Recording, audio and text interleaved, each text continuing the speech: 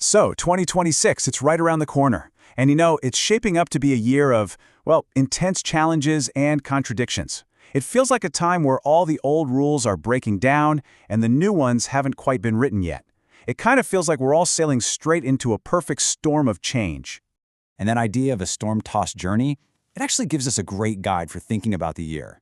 Odysseus, the hero from Homer's Odyssey. The classicist Daniel Mendelsohn has this great line where he calls him the perfect hero for our storm-tossed times.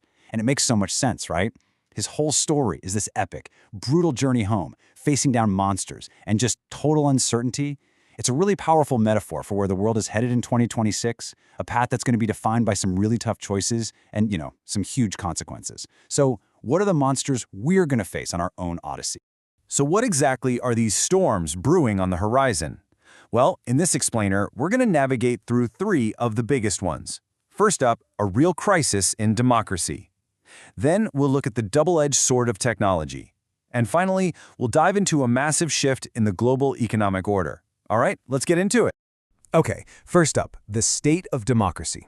We're talking about these deep, partisan divides that are testing democratic systems to their absolute limits.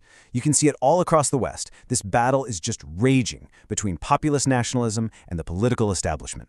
And in 2026, it feels like it's hitting a real fever pitch. And you really don't have to look any further than the United States to see this in action.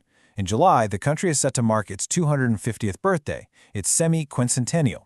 Now, you'd think this would be a moment of unity, right? But instead, the celebration itself has become a symbol, a perfect snapshot of just how politically fractured the nation really is. And this slide just lays out that split so perfectly. I mean, look at this. On one side, you've got the official America 250 Commission.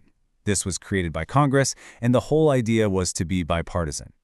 On the other side, President Trump's Task Force 250, created by executive order to push a very, very specific version of American history. You've got two commissions, two totally different stories for one birthday.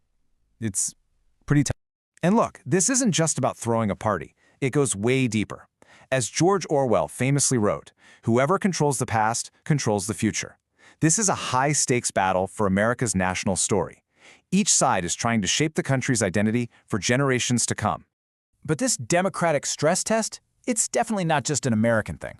If you look across Europe, a very similar battle is playing out.